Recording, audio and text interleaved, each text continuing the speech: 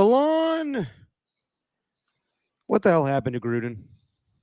Oh, have you seen some of these clips? Oh yeah, I was gonna play a little bit of them. Have you seen that one? Yeah, I've seen the man. These quarterbacks, man, they got me so nicey. They got me nicey, shredding a defense. Yeah, I mean, excuse me. He's in a dark room too. He's in a dark room. He's got the glare of his screen reflecting back on his face, It's so good. and he's really snarling and doing the Chucky face, and just the groans he's making too while he's doing it. Just actually, you know what? Here, let's play a little for the audience here. Share my screen. There was a great TikTok. Someone with the caption put or a tweet. It said, "I want to get this high tonight, bro," and it was him in a dark room going, Yeah. Yep. No, that's basically it. All right, hang on a second while I get this ready to go.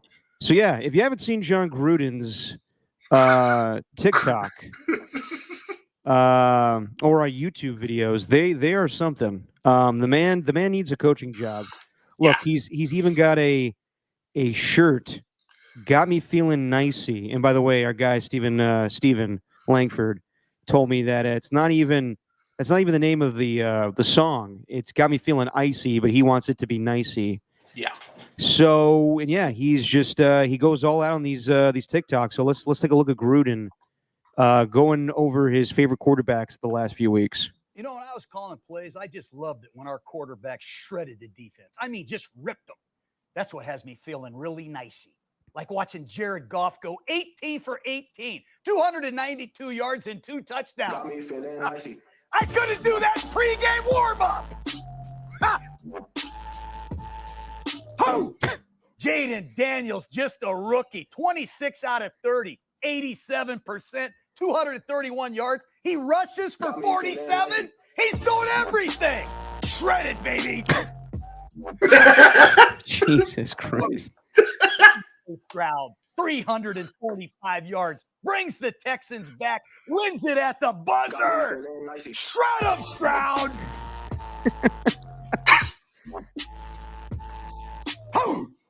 Baker Mayfield coming off a tough loss, 345 yards in the hot, humid Tampa Bay weather. Heat them up, Mayfield. Keep shredding them, baby. All right, you get the idea. It's so good. It's so my good. man Gruden. Look, I thought he was great on Monday Night Football. Love the analysis.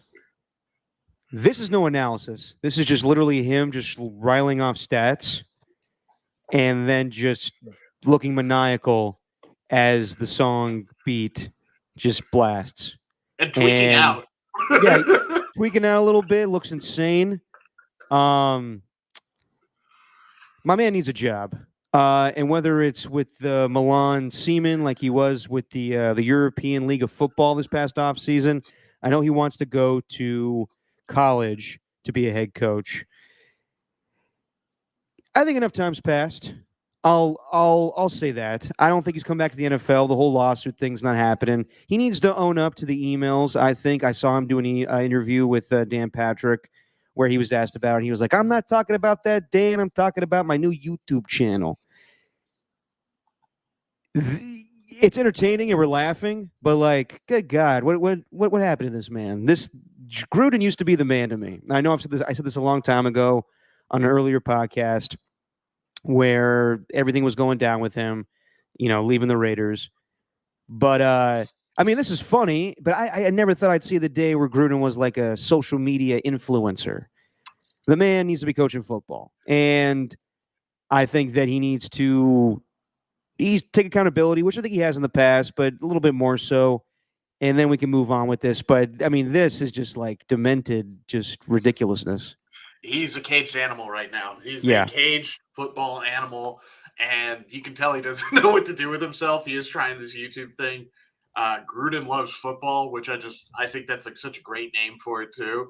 I've watched a lot of the videos, and because it's different, because it's him, but also it's super low tech. Like it's him with a whiteboard, just being like, "Here's the reasons why," and I'm like, "Oh, okay." So I like this kind of stuff, but he needs a football job bad. You can tell that he is just like this. He's tweaking. He needs his football fix, and college would be a great place for him because he could go full out Gruden. It's not going to wear on anybody. He'll always get new players when he wants them, and I mean, it'd be a perfect place for him, I think. Yeah, and I think like his goofiness and rah-rah nature would kind of be good for college football. I mean, he was great in the NFL. Yeah. Once upon a time, I know the new edition of him with the Raiders did not go well and people didn't like him. But I see that and I'm like, my man is pining for a job really badly. And you know what?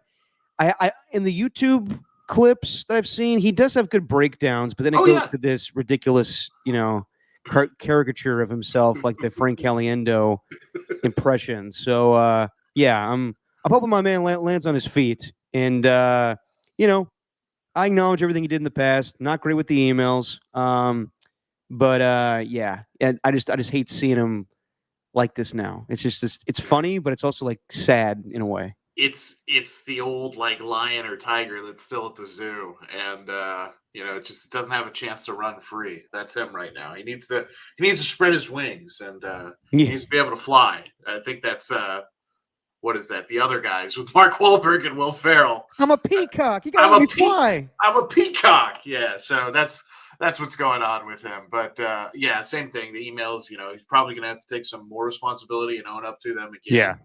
And we'll never get to see like what that second rendition with the Raiders really would have become, because that team did end up going to the playoffs, but who knows? They could have had the same results the next year that they did with McDaniels. So it just is what it is. But dude needs a football job bad.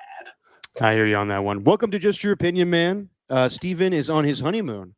He is off to Italy with Jesse, and we will see him later this month. So for the time being, I got my man Alon to say filling in, and happy to have him along. We got a lot going on today. So everything that we saw last night, and I don't know how much stock we should put into all this stuff, but saw tweets from Kay Adams saying that Davante Adams has canceled his appearance on the Up and Adams show, which he has a weekly appearance on. And then you see, I don't know if you know this account at all, Alon, the Ghost of Bay Area Bob. The Ghost of Bay Area Bob is a guy that likes to tweet out news that pertains to Bay Area teams. For a while, he was tweeting out hints that there was something going on, about to go down with Brandon Ayuk. Then he hinted at Farhan being fired. That did happen. He got that one right. He's really good with Giant stuff. I don't know about 49er stuff, because he tweeted out a couple times that something was going to go down with Brandon Ayuk, and then it didn't. Truth be told, my man, great profile picture. He's got John Miller in the dreads. Called out Harmony, which is a segment we do on Colbert and Copes, which I didn't care for. He believes that a Davante Adams trade is imminent. So I thought today something was going to go down. And I texted you last night being like, isn't it going to be funny? You and I are going to do a show. And about 3 years ago, March of 2022, you and I did a show where Davante Adams was traded to the Raiders, and we were excited, but also a hint of skepticism along with it. And Steven was on vacation. And it always seems to happen where Steven goes on vacation and big news happens. So I do expect something to happen with Davante. I do expect something to happen with Davante Adams the next couple of days here, maybe tomorrow even, because I think it would be in poor taste to have this trade go down with what happened today. And I was not expecting this to happen. I thought that maybe later on, or maybe at the end of the season, if things didn't go well for the Jets. But I was kind of surprised when I saw that Robert Saleh was fired today. I couldn't believe it. Yeah, and this is after a 2-3 start. Not crazy. I know it was a bad loss against the Broncos. I don't think losing to the Vikings in London is that bad, but it sounds like Woody Johnson, being the former ambassador of the UK, was so embarrassed about the performance to show to his friends in England that he had to fire Robert Saleh. He pulled a Dennis Allen, left him on the tarmac. Not literally. But you see the reports today. I don't know what's real. I don't know what's phony. A lot of people are saying that Robert Saleh was escorted out today. Well, if that's the case, that's I tweeted about it. what did you say?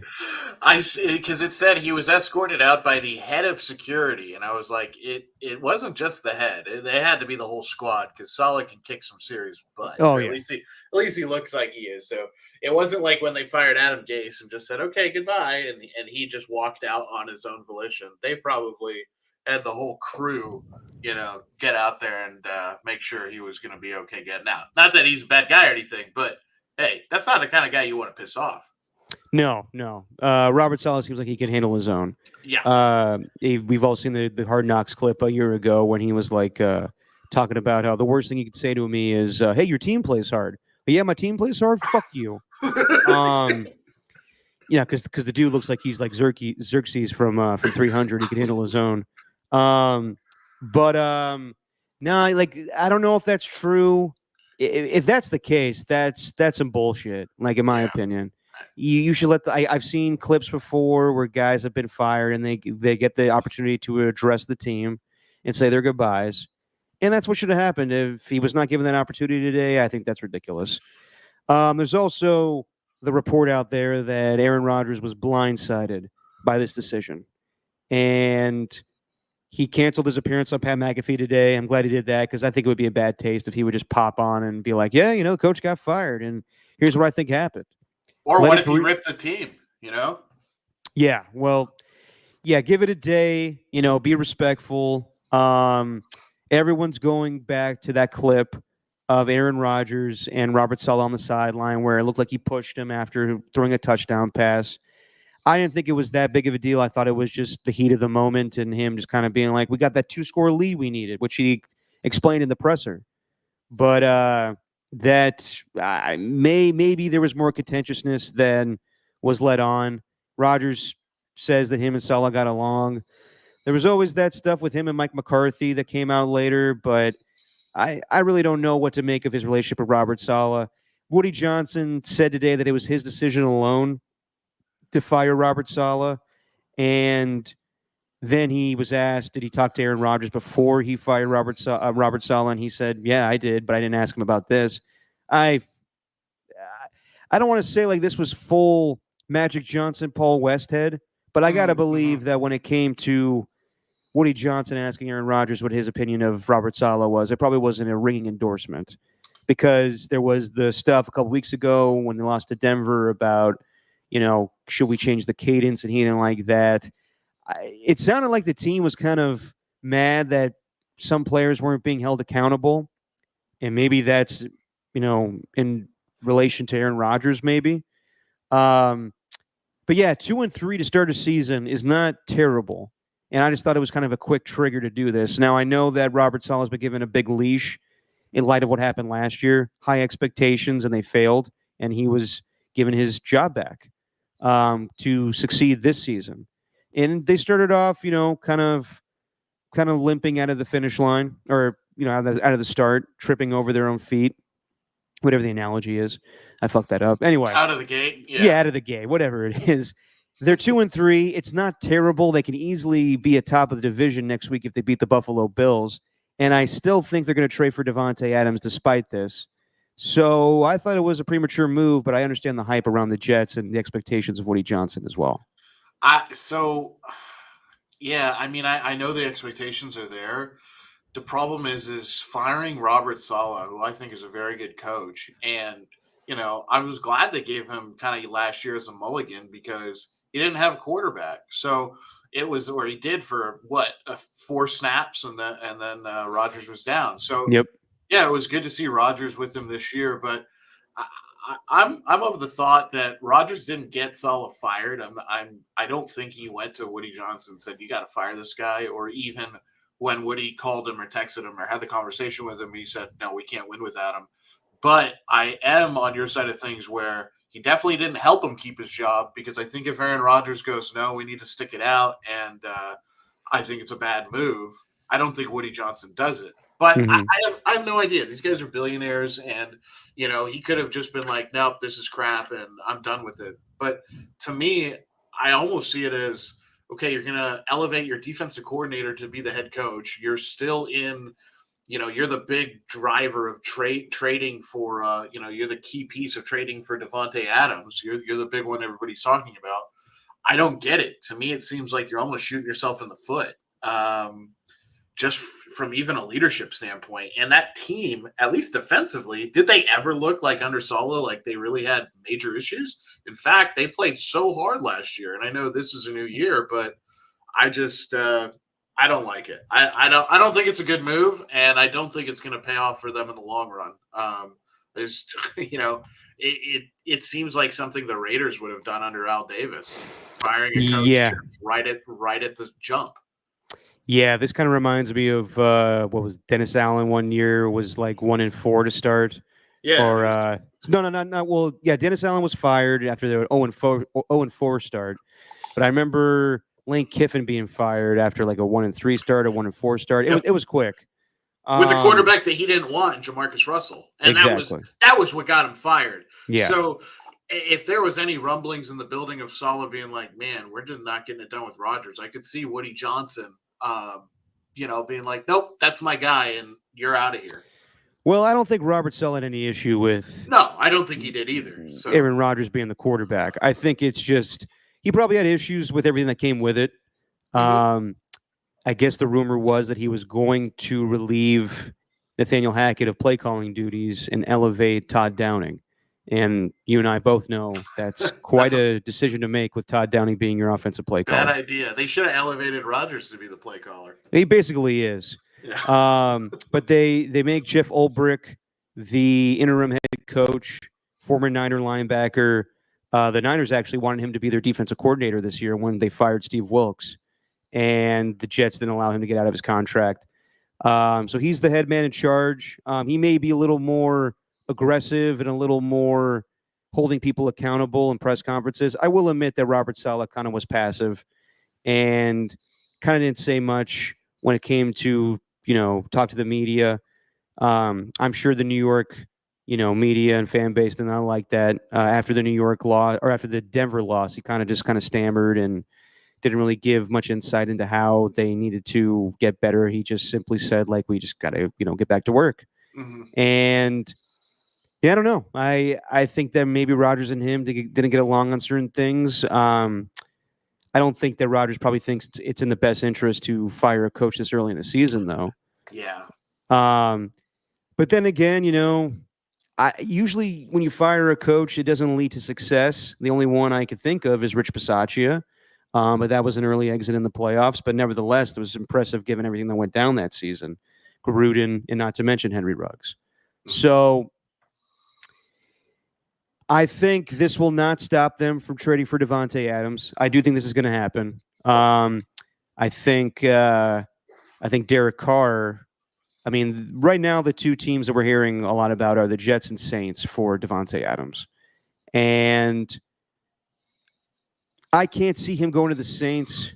I don't know, for whatever reason. I don't see it. I think the Jets are the team that's ultimately going to get him.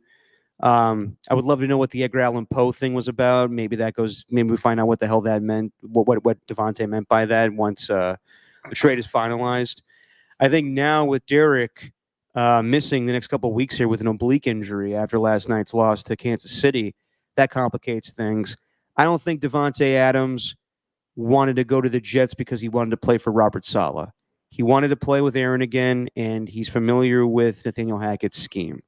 Now, if they take away play calling from Nathaniel Hackett, then we'll see how much he wants to be a part of it. But then again, I don't think that would necessarily make him not want to go there.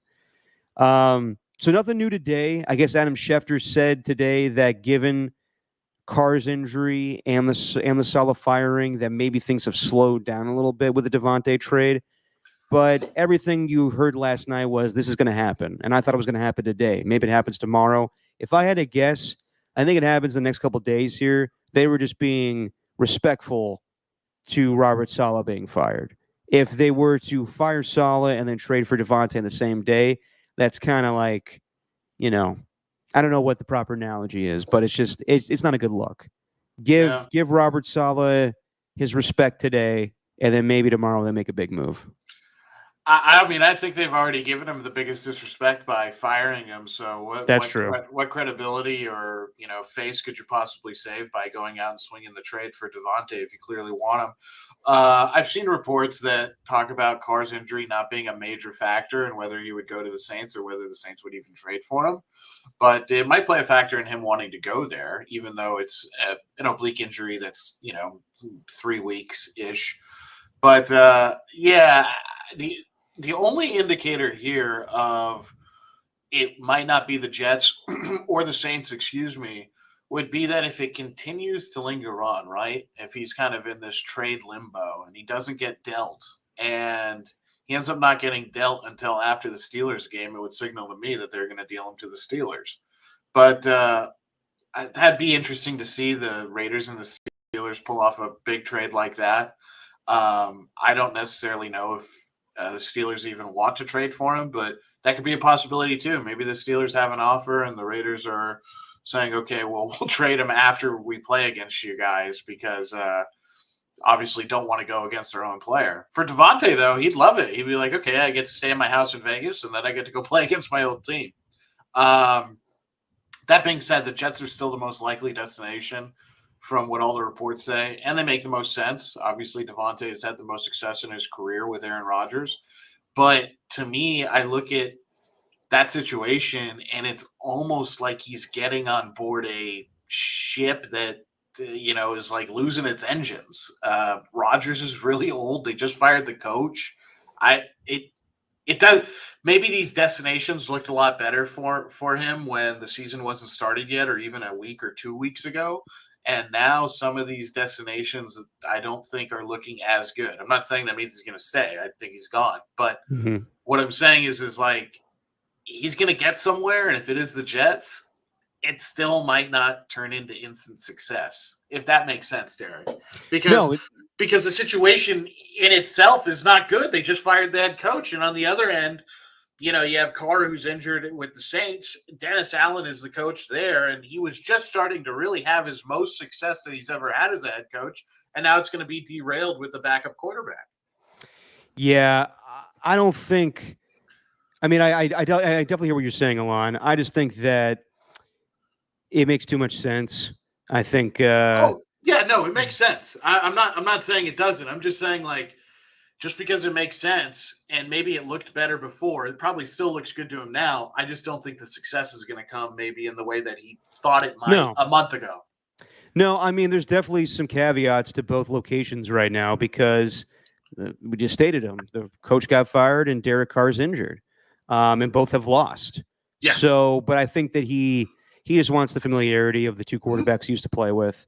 It's a better situation right now than playing with Gardner Minshew. I think we both agree with that. Yeah. But yeah, it just makes too much sense. Now, are there better destinations for him to go? Absolutely. I think that the Bills make more sense. Maybe even the Ravens.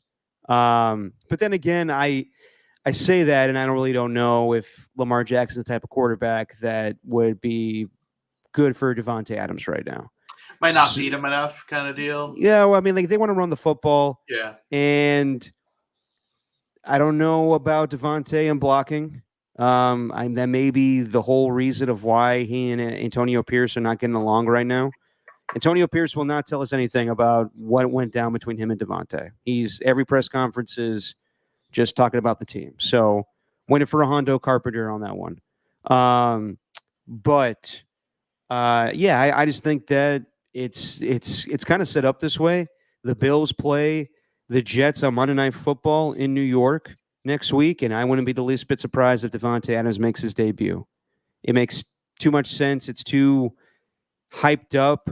It's exactly the game a year ago in which Rodgers tore his Achilles on Monday Night Football against this opponent. So I wouldn't be surprised. But yeah, man. Everyone today talking about Robert Saleh. And of course, Niner fans, their first reaction is, well, he can come back and be defensive coordinator. And my reaction to that is slow your roll. He's not doing that right now. Saleh, if anybody got a hold of him today, any reporters following the story, he came back to them and said, I'm going on vacation with my family. I'm going to kind of reevaluate things. And I think that's fair. For him to come in to the Niners right now and be like a defensive consultant to undermine Nick Sorensen or Brandon Staley, I think would be disrespectful. These guys have only been given 5 games too. Yeah. So now in the offseason, if these guys don't pan out, then yeah, maybe you bring Saleh back as defensive coordinator. But you don't do that right now. I think that would be disrespectful to those guys. And you're adding another cook in the kitchen, even though he does have obviously all that familiarity with the organization and the head coach and some of the players still there. But yeah, it's a bad idea. You probably don't gain anything by adding him, even in some type of consultancy role. It's not great. No, because yeah, like you said, you have too many cooks in the kitchen.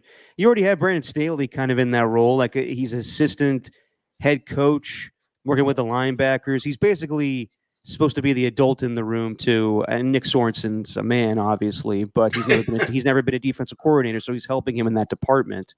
But it hasn't been good so far. Now I can make arguments for the reasons why they've lost 3 of their games, and we'll get to that a little later.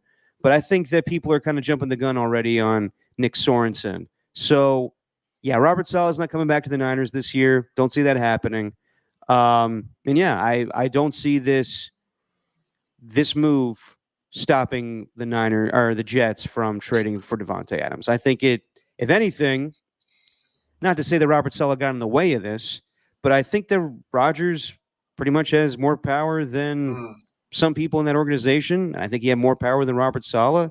I thought things got weird this offseason with the minicamp thing where Saleh said that he's not excused from mandatory minicamp, and then it became a whole thing. I thought it was kind of blown out of proportion. Saleh could have easily just moved the dates, but maybe he didn't want to. Maybe he was tired of having to cater to Rodgers. So I don't know. But in the end, he is no longer head coach of the New York Jets. No, he's not. And Davante's still going to be moved. The Saleh thing just adds a little bit of extra spice and intrigue to the whole deal of when it's going to happen.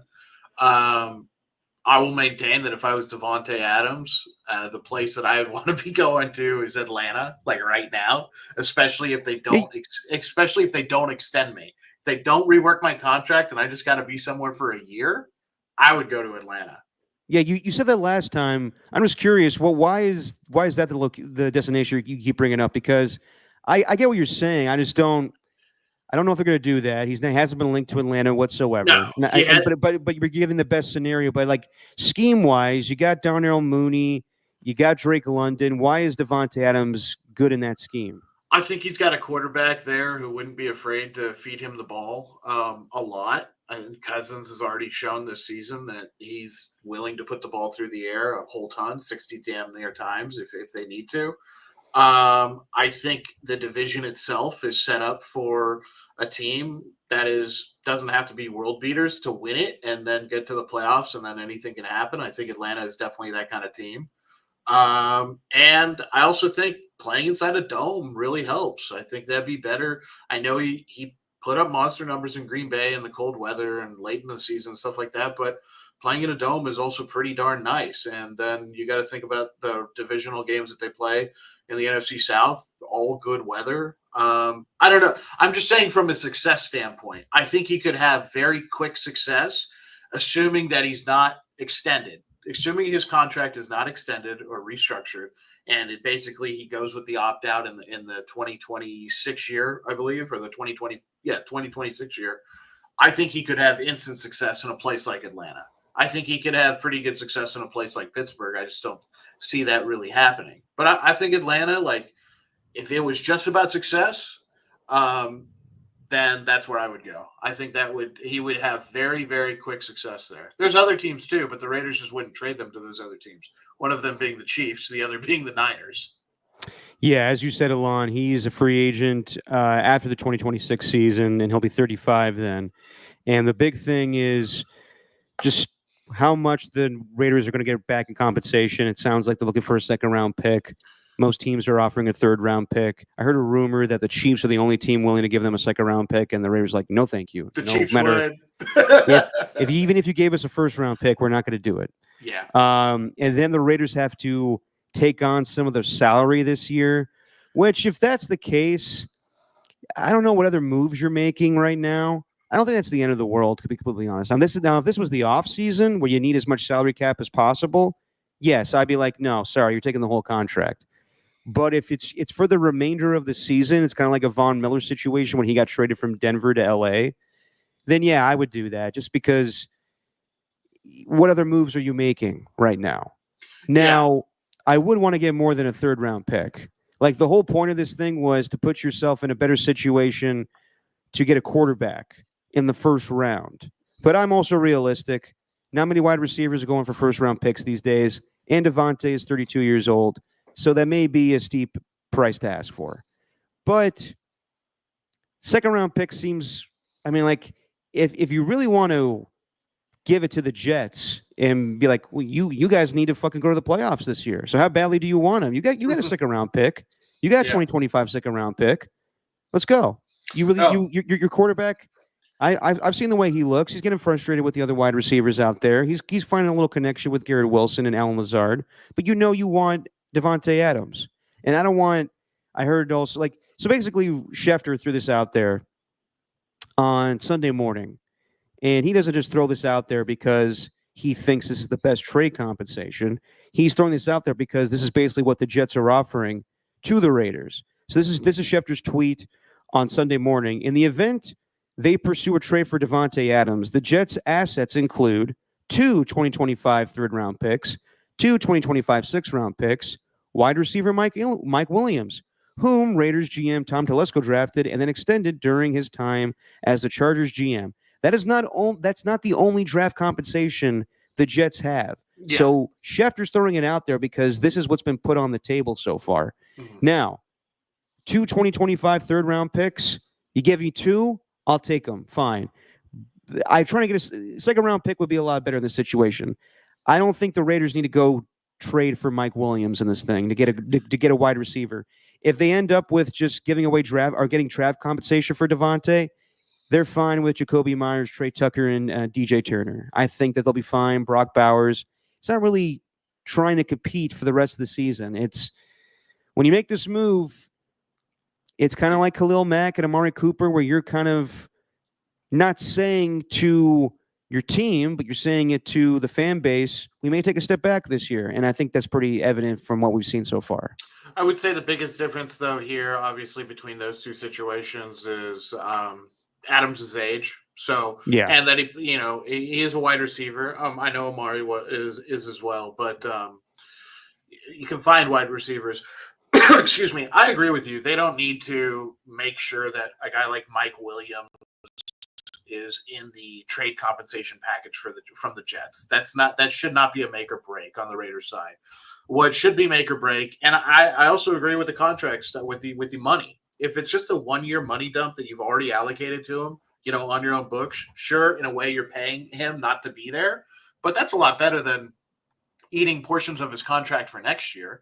And then the other thing is, it's all about what that trade that draft capital that you're getting back is. If you're able to get a second round pick, huge. You've done it, and you'll happily eat a little bit of contract. And if someone wants to throw in a 6th round pick as well, or some other kind of minor compensation along with that, totally fine. When you start getting into that other territory, when it's that 3rd round pick stuff, then yeah, it becomes a little more expensive capital in the quantity of things you have to offer to make up for the fact it's not a 2nd round pick. If it's a 3rd and a 6th and something else, okay, maybe. If it's 2/3, you definitely take that. But yeah, I mean, the Raiders, I think, in a way, did drop the ball on this because they didn't handle this in-house correctly. Had this been handled a little bit better in-house, not saying that you placate to Davante and try to do everything you can not to get traded, but assume that you're going to trade him, right? If they handle this a little bit better in-house, then the other teams out there don't go, oh, they have no leverage and Davante wants out. Instead, it becomes more like, hey, we're rebuilding or we're in this phase of whatever the organization's doing right now. We have a piece that's a really good piece. We'd like something of good value to come back for it. But when you have no leverage on your side, other teams can, slow walk you and do all kinds of things to you to make it so that they can really get the best out of you without giving their best. So that's the situation the Raiders are in right now. But I do like your point, Derek, about the Raiders really going over to the Jets and saying, hey, look, I know you want him. I know your quarterback wants him. I know you just fired your coach. You got a lot of pressure to be competitive. Let's just get the deal done. Give us a second. We'll eat some contract. Done deal. And if that happened, it's definitely a win for the Jets. And because of the situation the Raiders are in right now, it's a win for them as well. Because Davante Adams does not help them next year as an uncompetitive team, or this year as an uncompetitive, middle of the road team. Yeah. He only helps a team that has an established quarterback or a quarterback superstar who feels like they're only one piece away from contending for a Super Bowl. That's it. And I would even argue that Davante Adams, I would say, doesn't even help them right now. I think it does because he's a great player and Aaron Rodgers is comfortable with him. But if you watch that Viking game, and we'll get into it a little bit later, Rodgers is getting knocked on his ass every play. Yeah. So it's hard to get more offensive line help. I thought that they did their best this offseason getting Tyron Smith and Morgan Moses and then drafting Alanu Fashanu, but it's not panning out right now.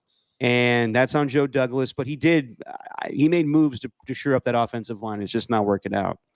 And the running game is awful. Non-existent. Yeah, exactly. So now we know, I guess, from what Schefter has reported, and I remember this happening last year right before the trade deadline, the Jets did offer, I believe, a second and a fifth for Davante last year. And that was when Rodgers was hurt.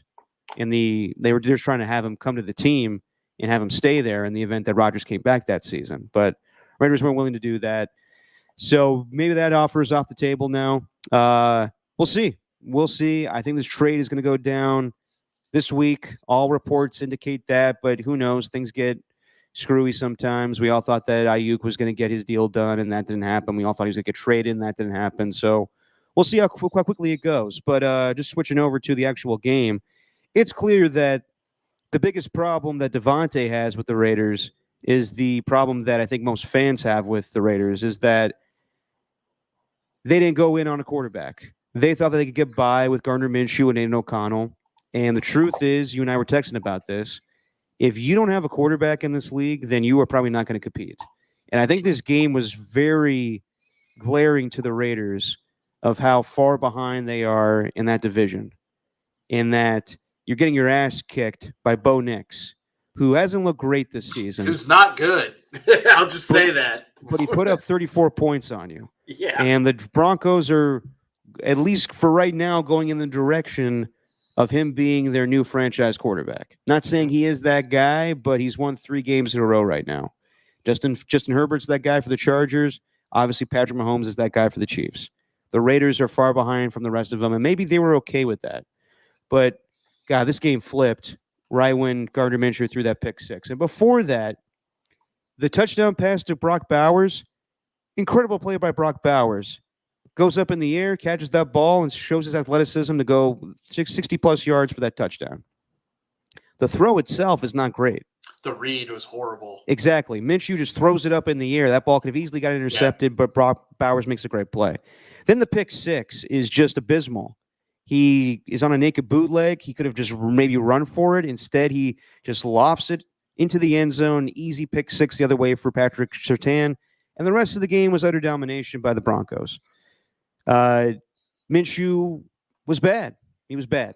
And I really think the only time that Minshew has looked really good is times against the Cleveland Browns, but really that second half against the Baltimore Ravens. Besides that, you know, people thought like, well, this is going to be fun with Minshew. He's going to be the guy that gives you a funny quote, and then he'll, win a game for you, kind of like Tebow style, kind of pull a game out of his ass. But it hasn't been that at all this year. It's been poor quarterback play. No. And his funny, amusing charm has not been on display this year because there's no time to see it. He's not funny, like he can be when they're winning, but now no one's going to laugh when you're getting your ass kicked every week. So he played terrible. They benched him for Aiden O'Connell. He didn't do much better. He got that one touchdown drive. There's the shot that everybody's talking about of Brock Bauer or Gardner Minshew picking his nose on the sideline. I could give 2 shits about that. And also that's disgusting because we all know boogers are gross. Yep. But it just like, and I can't put it squarely on the offense. I mean, Luke Getsy, I don't know if that was a good hire at all. I think that was a hire to appease Davante Adams, and now that's blowing up in their face. But now I don't even know if the defense is as good as we thought it was, giving up 34 points to Bo Nix. And, Sean Payton is a great offensive play caller, and he's scheming it up there. But it may also be that the defense was on the field so much that they got tired and just ended up giving up 34 points. And by the way, things are going to get much worse on defense because, God, more injuries. Christian Wilkins, I guess, had shoulder surgery, and he is out indefinitely. Foot surgery. My bad. Okay, foot surgery. Yeah. It's foot surgery? I think it's a Jones fracture. I probably read that wrong. Yeah, Colton Miller has a shoulder injury. He's still okay. playing. My mistake. Jones fracture. You were totally right. My mistake. But yeah, well, shit. Then yeah, he probably is out for the season. Could be. I did some. If you give me a sec here, Deck, I did do a lot of research today in class when I shouldn't have been doing it. But on Jones fractures and the results with NFL players, I went into a whole bunch of data sets.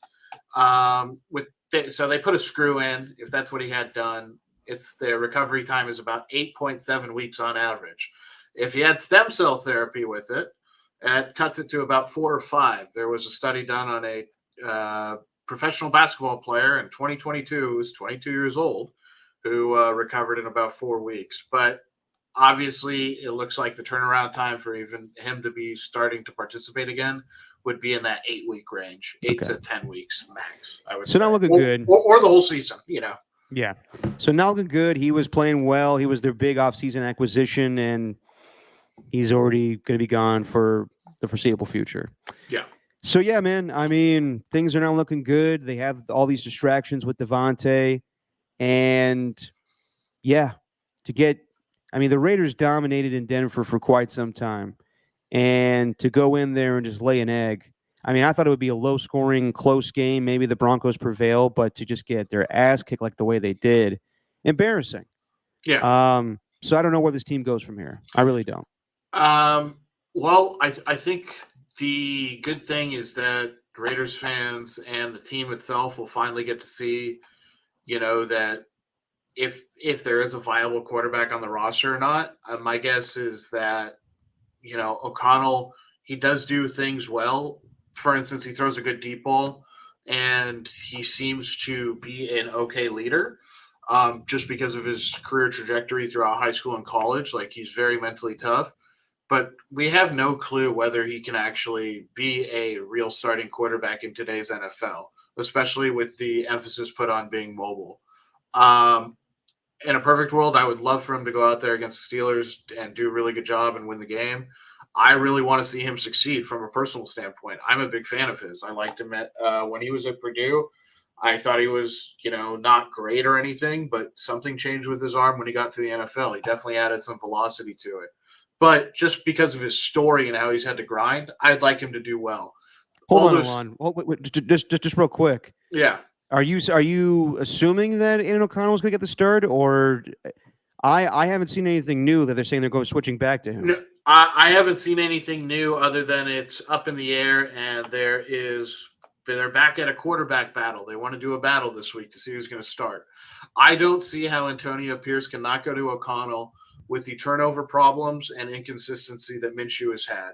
Okay. I just don't see how he can do it, number one. Number two, I don't see how Antonio Pierce, whose job is probably on the line right now, I'm not saying he's going to get fired in season, but whose job for the foreseeable future is on the line right now, doesn't go to the guy who helped him get the job in the first place, which is Aiden O'Connell. Mm-hmm. So I think there's a little bit of loyalty right there. But I would like to see him start. I think if Minshew plays, you know what you're going to get out of him, and I think he will turn the ball over numerous times to that Steelers defense. And he does not threaten. He doesn't threaten deep. I know he had the Brock Bowers throw, but like you said, that was Brock's great play. He misses way too many open receivers. He missed Brock Bowers on a wide open wheel route. There was all kinds of stuff that he's just not consistent. Ball placement is bad. And I think they saw, the whole point of starting him was they paid him and they said, okay, well, we paid this guy. We got to see what he can do. He got them to a 2-3 start. Okay. And it looks like it's getting worse with him because now he doesn't have Davante Adams.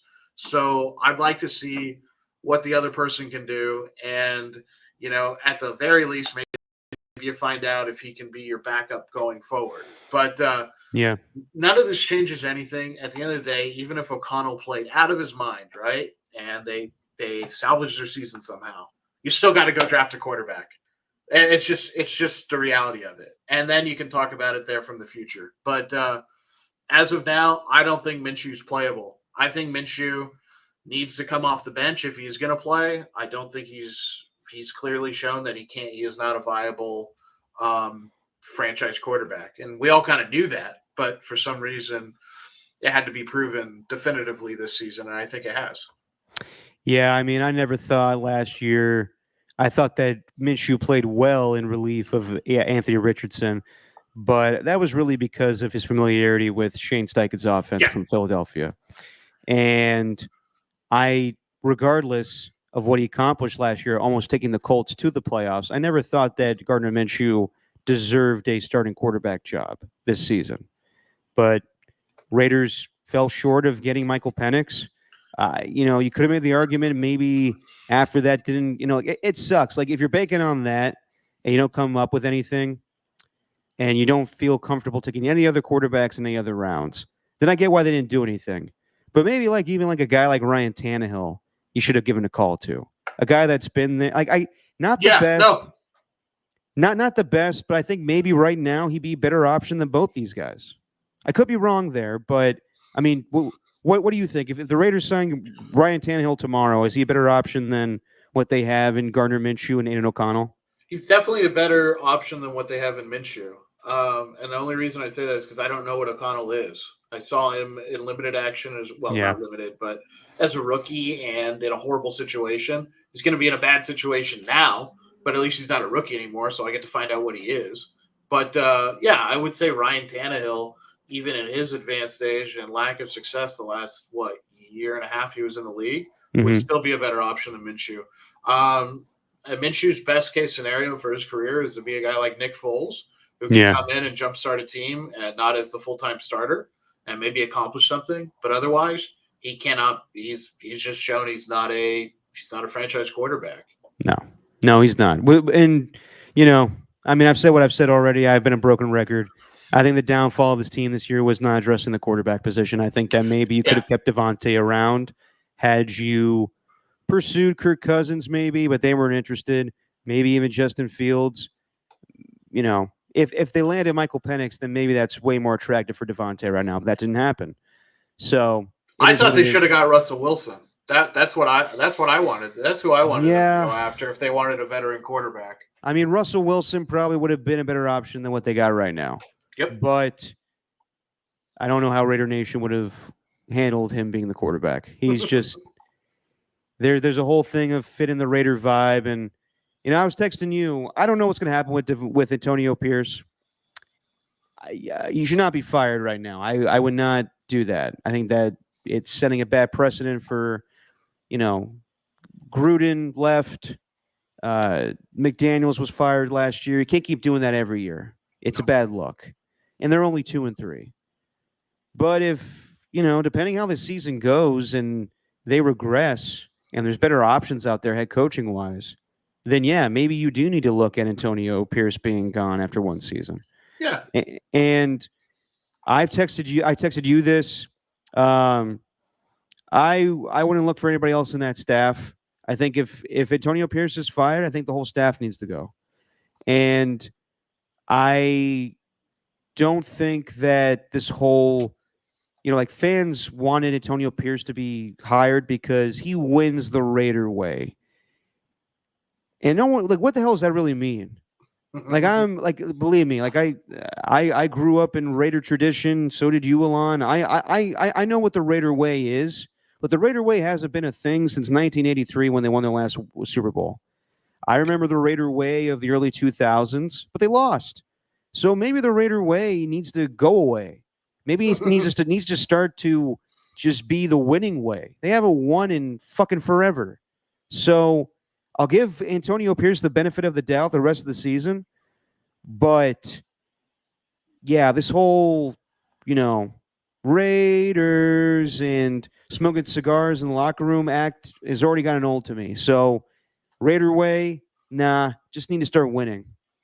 Yeah. Well, I mean, that's the goal, is to win. And I would say if someone asked me if there was a Raider way, I would just say just win. And that's what it is. It's Just win, baby. Commitment to excellence. It's all the slogans, but you gotta act on it. Yeah, you gotta act on it. And so, did some of that maybe infusion need to happen last year? Definitely. Was some of it even warranted during the offseason this year? Sure, I can go there because the fans really wanted it and the players seem to embrace it. But at this point, he's not a substitute teacher anymore. He's a full-time professor, the full-time teacher, and he's got to get results. It's not, ooh, let me try to stimulate the team in a different way that the previous person did it. No, you're the person now, and you got to figure out how to get results. And I don't know what that entails for what he is going to be able to do it. I'm not sure which ability that he has that he is able to maximize that other coaches don't have. And I've said this in the past. So if it's his motivational techniques and his ability to get people ready, then he really needs to show it, and he needs to go out there, and that needs to be the hallmark of the team. If it's not that, I don't know. He doesn't call plays. So he's not going to be influencing the game from a play-to-play standpoint in that aspect. So yeah, he just has to win. And they're only, they're 2-3. I think there's 18 teams in the league who are either 3-3 or 2-3. And so the league is pretty much all jumbled up in that same area. But look, if the season really does end up going sideways throughout the entire season and they regress, as you said, then yeah, they're going to have to look at other options, because there are going to be other options. There's going to be a lot of other options. You mentioned Vrabel to me yesterday when we were talking. Yeah. Days ago when we were talking. I brought up Ben Johnson, who I think would be interesting. I mean, there's guys, and I think the only person on staff that warrants still being around, but probably wouldn't happen if you hired a new coach, would be Patrick Graham. Just because I think Patrick Graham is a good coach. Yeah. I think he's had to work with some pieces that aren't great outside of Max Crosby. Finally, kind of has a cupboard that's a little more full, and we've seen a mixed bag. But yeah, I mean that's the situation they're in. He knows it. I'm sure he does. Antonio Pierce, he's just got to win. He does. So we'll see what happens with the whole Raider organization the next couple of days here with Davante Adams and the team itself. And you mentioned 2-3 teams. Another one of those teams are the San Francisco 49ers. And if you were going to ask me in the first half if they were going to end up losing that game, I didn't see it coming. No. I thought they were dominant in the first half. From Brandon Ayuk looking like he deserves the $30 million contract for having 6 catches for 115 yards. You had the block kick that was returned for the touchdown. You had Nick Bosa getting a pick. They were clicking. Now the only thing that wasn't clicking was the red zone offense. And this was the first time. I mean, there's been instances this year. I think there's been times where the offense has been off, and it's mainly because McCaffrey's not there, where Debo hasn't been there. It's the injuries that have thrown them off. But really, the red zone offense, they're 30th in the NFL right now. And that was kind of the case in 2019. They scored points, but at times they relied on Robbie Gould to kick field goals. Mm-hmm. Once they got McCaffrey, they were an offensive juggernaut. Now they slow down a little bit. And Purdy is a little more rattled. He hangs on the ball a little too long. He doesn't have that check down guy to turn a 3rd and 10 into a 3rd and 2. And now they have longer distances. So that's not helping them out. And they're just not scoring points in the red zone. They're kicking field goals. I mean, week 1, they were dominant against the Jets, but they ended up kicking 6 field goals. And in this game, they're the guy that they rely on for points the most. Jake Moody got hurt. And I don't think they lost the game because they lost him.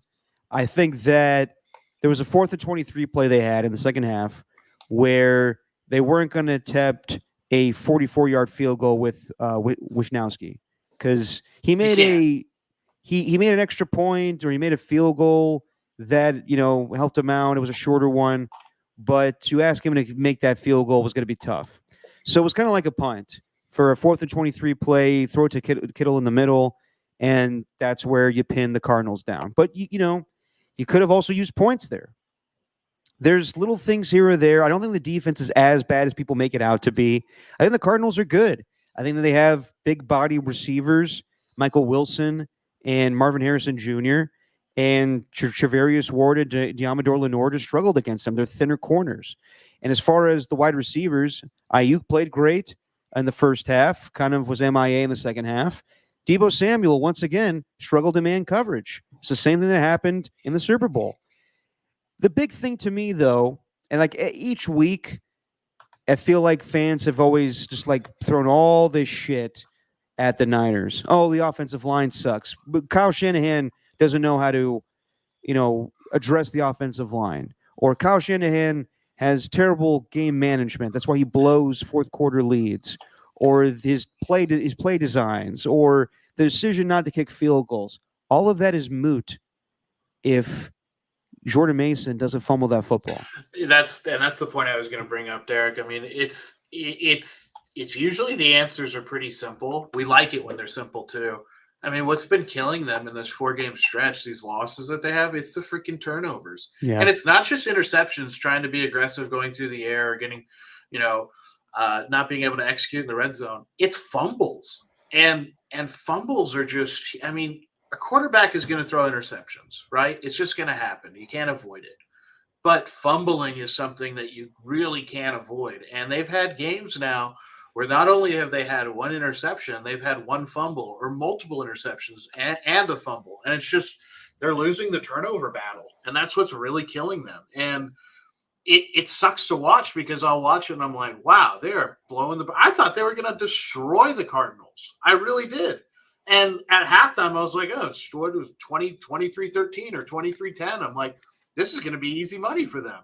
And then it turns into a dogfight by the fourth quarter, and you get beat by a point. Same kind of story with the Rams game. Yep. They're totally demolishing them. And for whatever reason, they just can't seem to run up the score. I know you've put it really well. It's the fact that they're missing Christian McCaffrey. Mm-hmm. But the problem I have with it is Kyle Shanahan is one of the best play callers, if not the best play caller, but besides Andy Reid. Well, Andy Reid has Patrick Mahomes, but let's put Shanahan up there, right? He's number 1 or number 2 in the NFL. And and I've seen him do it without guys like Christian McCaffrey. So it's very difficult for me to watch and be like, why can't they explode on a team? Why can't they? They're clearly in command. They're getting themselves good field position. They're putting themselves in good places. Why can't they just bury a team? And I don't get it. It's very hard to watch. Not like from a displeasing standpoint, like, oh, it's ugly football. It's just like, it's mind-boggling. It doesn't make sense.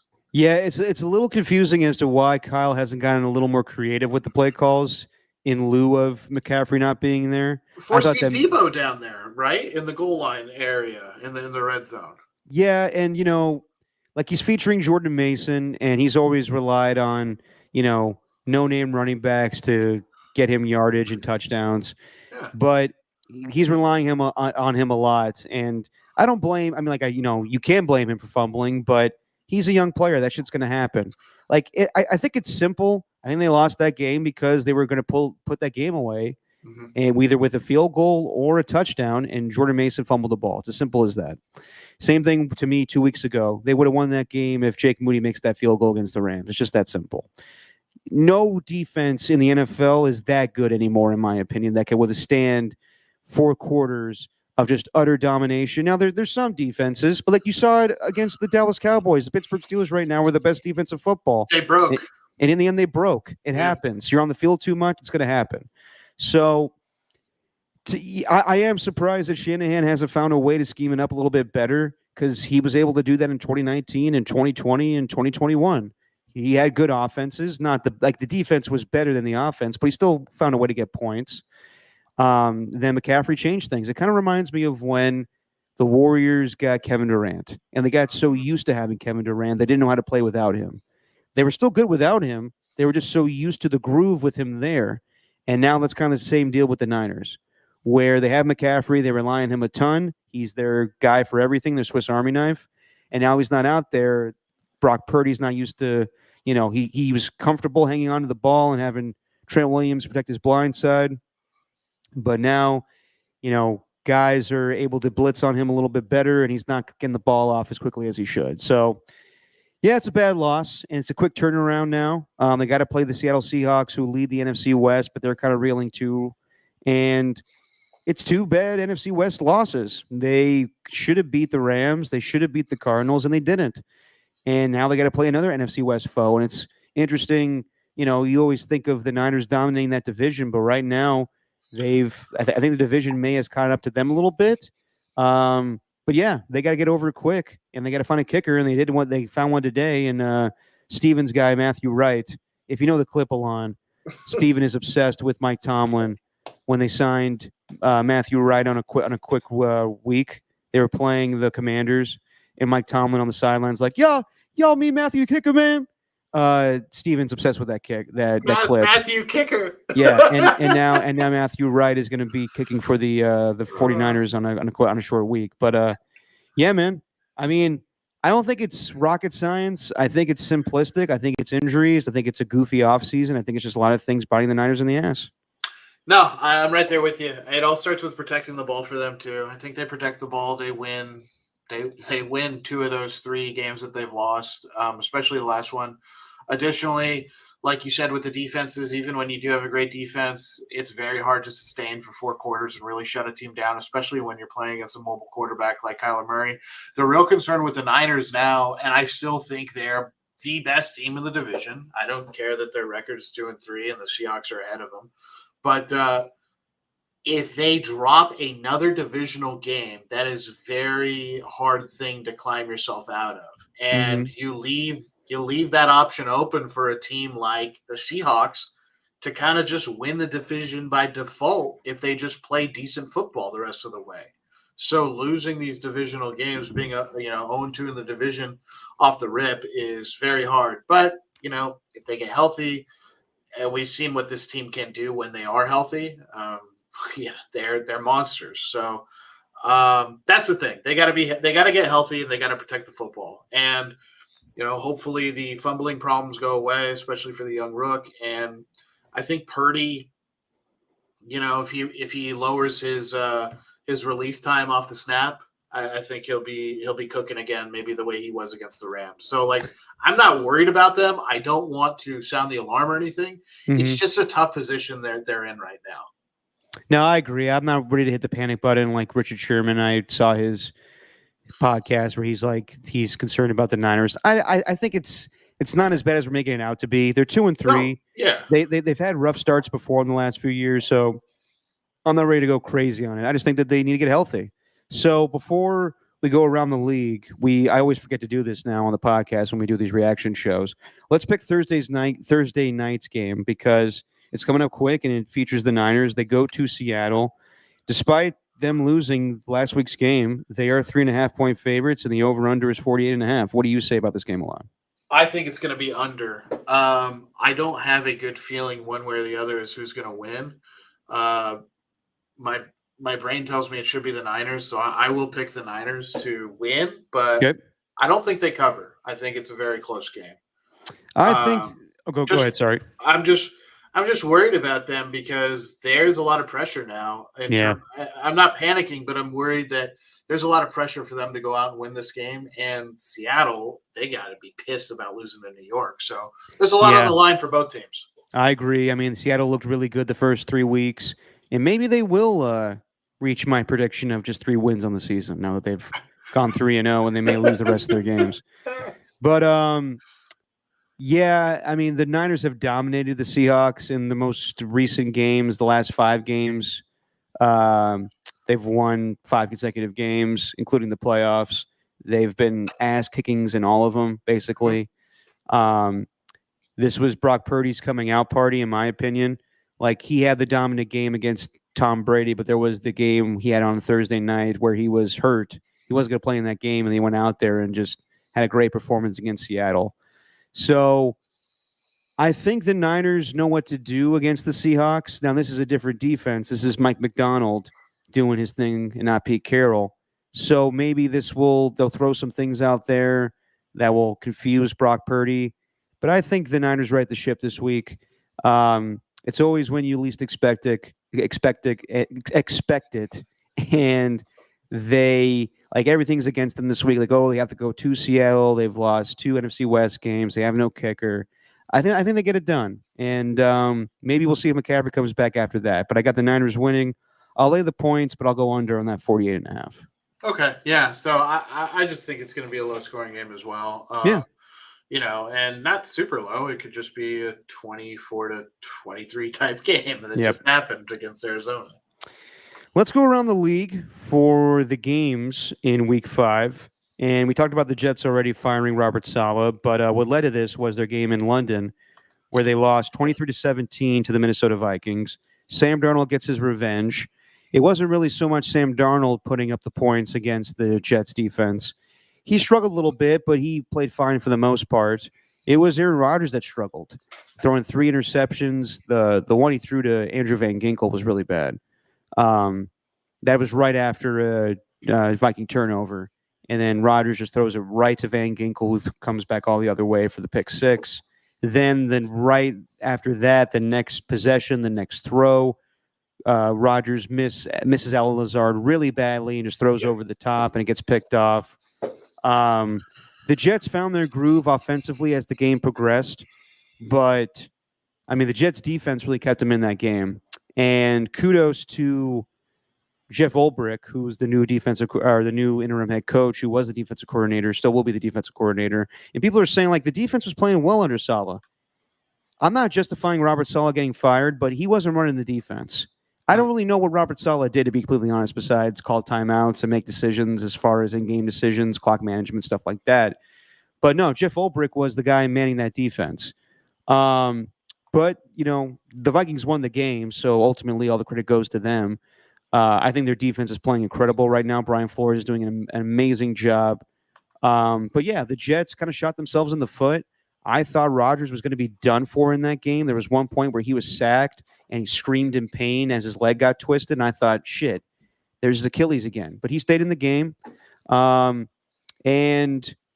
yeah, he got better as the game went on, but he has no protection. It's tough to watch him out there.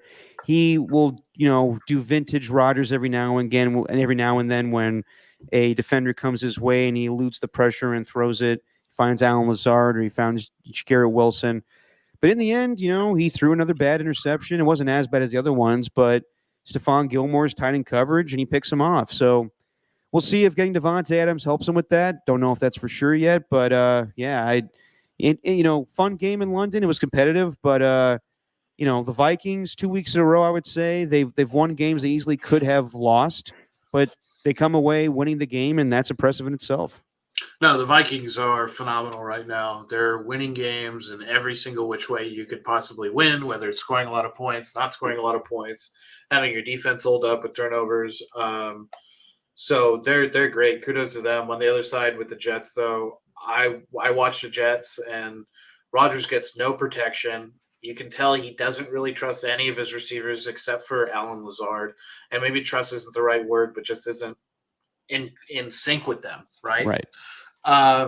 And the other thing is sometimes I watch, and even at times when Rodgers does get a little bit of protection, I see things and I'm like, man, he really is. He's not Tom Brady 40. He's 40 like everybody else who turns 40 in the NFL. And he's a shell of himself in some ways. And I don't want to say that that's the final conclusion on him, because maybe, in a couple of weeks he's back to it. But I was expecting him to kind of be back to it by now. And he's not. But yeah. I mean, what can you do without protection? He's getting hit every single play, it seems like. Yep. Then the Texans and Bills played a really good game, 23-20. The Texans prevail. I thought the C.J. Stroud touchdown pass to Nico Collins was the most gangster touchdown pass I've seen in quite some time. For him to just chuck that thing and then just have a blank stare to the camera was pretty baller. Josh Allen in this game was brutal. 9 of 30. 9 of 30. The offense that was looking so smooth and crisp the first 3 weeks has lost its way. The Ravens pressured them and figured it out, and so did the Texans. And Josh made some good plays here or there. The touchdown throw to Keon Coleman was good. That was mainly Keon Coleman on that play, though. But Bills defense kept him in that game. As good as C.J. Stroud was in the first half, he was that bad in the fourth quarter. 3 consecutive drives ending with a pick, a fumble, and a intentional grounding that screwed them. And the Bills could have easily taken advantage on any of those plays. It was the fumble that led to the touchdown or maybe actually the field goal that tied the game up for the Bills. The turning point in this game, though, was the Texans punt to the Bills with 1:44 left, get it at basically the 1 yard line, or the 3 yard line, and with no timeouts remaining, and the Texans having 2 timeouts, the Bills decided to just throw the football in order to win the game. Now, I totally understand that because you have Josh Allen. Yeah. But it can also blow up in your face big time, and that's what happened. Josh Allen throws to Keon Coleman. Keon Coleman gets called for offensive pass interference. They're pushed back even further on the goal line. And then Josh Allen misses 2 straight times. It's 3rd down. You got to punt it back. There's an argument to be made there that maybe you run the football a little bit to at least get the game to overtime. But in the end, the Texans have those timeouts. So, yeah, it would have just been kind of the same deal. Now, maybe you get a first down running, but with such little time left, it's tough to do. So Sean McDermott was in a bad situation, and I don't know if I disagree with his decisions. It just totally blew up in their face. So they punt it back to the Texans. Texans get it back. They, have, I think, 1 second left, and they kick a 59-yard field goal to win the game. And it's just a bad situation for the Bills. Great win for the Texans, but yeah, the way that Josh Allen played and the way that turned out for them, bad week for the Bills. Yeah, the kick, by the way, to win that game was huge. That was an awesome kick. But I like what you said about Stroud's throw to Collins. It was pretty gangster, and the way he launched it. And I haven't watched the All-22 on it yet, but the fact that there's 3 Bills defenders back there, it looked like they were playing too high, and that there was actually someone matched up with Collins as well, and he still got by them to get to the end zone. He caught the ball and then ran about 25 yards to get into the end zone. But I don't understand how that happens. The other thing, Josh Allen, I know he's had games where he's had where he's had turnovers before and huge turnovers. This, he was just wildly inaccurate. He was under pressure, and he had throws that he could have made. There was a throw in the first quarter. I think he had Matt Collins, former Raider Matt Collins, former Miami Dolphin as well, wide open and just overthrew him. That's 7 points right there. He would have caught the ball at like the 15 or 20-yard line and basically walked into the end zone. He had totally beat his man. So bad day at the office for Josh Allen, and ultimately that's why they lost the game. He only completed 9 passes, and if he just hit on even just that one throw, they win the game. They have enough points to win the game. So I think both teams, there was the Texans the Texans really needed to pull it out of their ass in order to win that game, and they did. But any just shred of Josh Allen playing like the Josh Allen we know, they would have won that game. And they're probably kicking themselves about it, being like, he definitely is. He's like, I completed 9 passes in a game that we lost by a handful of points. Give me a break. We lose by a field goal. We should win this game. Yeah, you have to think if he put more plays out there, they would have won that game. And I was also interested in this game to see how Stephon Diggs would react to Josh Allen, and it's pretty clear that he does not like him for whatever reason. I don't know the whole story. I don't think anybody knows it. Only those 2 guys know what happened. Josh Allen goes to congratulate Stephon Diggs for the win, and Stephon Diggs looks at him like, I want nothing to do with you.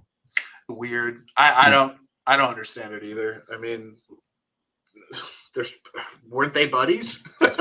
They were. I saw the clip of them after that playoff game against the Patriots where they were kind of like hitting each other and being buddy-buddy, and I don't know what happened. I said the personal, like there's this rumor going around I saw, and I need to stop looking at dumb shit on social media, but rumor going around that Stephon Diggs was messing around with Cardi B when his wife was pregnant or his girlfriend was pregnant. I don't, this is just me insinuating. Josh Allen didn't like that? Well, did Josh happen to let that be known to people. I don't know. I'm just wildly guessing there, but yeah. Damn you, Cardi B. I will say this about the Bills, though. They were able to have pretty good running performance out of very good running performance out of Cook. I thought he was, and Allen was good on the ground too. So, maybe they shouldn't have put the ball in the air 30 times. But that being said, there's no way you can predict your quarterback's going to go 9 of 30. Yeah, and 30 passes for Josh Allen's, the usual. So you should complete more than 9 passes. It was just a bad day for Josh Allen. One of the more entertaining games this past weekend, the Ravens and the Bengals, 41-38. Ravens win in overtime. Bengals offense is really good. Joe Burrow is playing great. 5 touchdown passes. It's the defense. The defense is atrocious right now. So bad. Lou and Amarino, I'm butchering his name right now, but the defensive coordinator for the Bengals, Lou, he was a head coaching candidate, and the last few seasons, this defense has not played where they've been in the past, and they really should have won this game. Lamar Jackson fumbles in overtime, and it's recovered by the Bengals. Not very aggressive. I mean, Joe Burrow was having his way against the Ravens defense for most of the game. Prior to that, he threw an interception that got the Ravens back in the game and ultimately led it to overtime. But they decided to go a little conservative in overtime, and then it led to a bad snap. It wasn't a bad kick. It was just a bad snap. And then Derrick Henry busts a big run, and the Ravens win that game. But it was a great quarterback duel. I mean, both quarterbacks throwing for over 300 yards. Lamar Jackson throws for 4 touchdowns. Joe Burrow throws for 5. Bengals are a good offense. They're just defensively, they're putrid. Yeah. No, that's exactly what they are. If the game was just one side of football, they would be Super Bowl champs. I mean, if it was just about offense, Joe Burrow looks amazing. Jamar Chase, like, uncoverable. Maybe the best wide receiver in the league. I mean, him and Justin Jefferson. But Lamar was good. I got to say this about Baltimore. That Derrick Henry signing, I mean, it's paying off. It's paying off. It's paying off. And I know that everybody was a little, there was concern out there that, oh man, what's he going to look like, when we really start getting into the season and all the wear and tear he's already had in Tennessee. I haven't seen it. He looks like a beast. He looks reinvigorated. And, I don't know. I don't know what to make of Baltimore either, because their defense isn't exactly amazing, and and they have some decent players on defense. Yeah. So Cincinnati, though, to start 1-4, they're not going to make the playoffs. You just can't start 1-4 and make the. I don't think it's going to happen, and it sucks to write them off that early, especially with the offense they have. But what's the percentage on 1-4 teams making the playoffs? It's got to be low. Yeah, very low. I mean, I wouldn't be surprised if they get some wins against some lesser opponents. But then again, I thought that to start the season when they played the Patriots. Yeah. So, yeah, not looking good for the Bengals right now. And it's Lou Anarumo, the defensive coordinator for the Bengals. Want to get that name right. And yeah, the Ravens pass defense, not very good either. But in the end, they get the win. So, yeah, Bengals struggling right now. The Jaguars finally get the win over the Colts. Don't need to spend too much time on this game. 37-34. I didn't watch this one. No, fair enough. I'll speak on this one then. Trevor Lawrence got the message from Doug Peterson. He needs to start completing some passes, and he did. Threw for over 370 yards. I think his best passing yardage output of his career. It's just that Joe Flacco he may do the same damn thing he did with the Browns a year ago, where he comes in relief and he just throws bombs on you.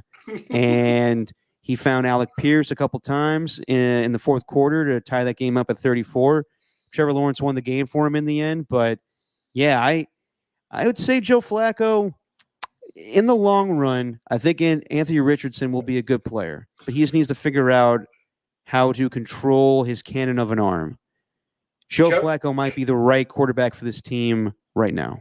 Joe Flacco is going to be this era's George Blanda if he sticks around long yeah. enough. He's going to come in. Minus the kicking the field goals. Minus the kicking.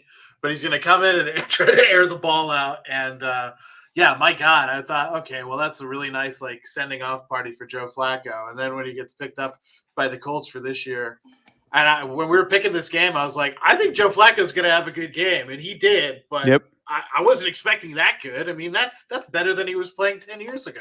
Yeah. Quickly on some other games, the Dolphins and Patriots game, that was hard to watch. The Dolphins got enough offense in the end. We'll see with them going forward when Tua comes back. Patriots offensively are just very hard to watch, and they made a change today. Drake May will be their starting quarterback. So we'll see him next week when they take on the Texans. Seahawks are struggling after the 3-0 starts. They gave up a ton of points to the Lions on Monday Night Football. Then in a short week have to play the New York Giants. The New York Giants were resting for 10 days. So maybe that was the case. But they lay an egg against the Giants at home, lose 29-20. Good defensive performance by the Giants. 7 sacks in that game. But I'll get your opinion, Alon, on the two rookie quarterbacks, Caleb Williams and Jaden Daniels, going off. Caleb Williams finally, finding a connection with DJ Moore. It was basically the Panthers' worst nightmare of a day. Everybody that they traded away playing well. DJ Moore catching 2 touchdowns. Caleb Williams, the guy that could have been their quarterback, goes off for 36 points. And then Bryce Young gets garbage time.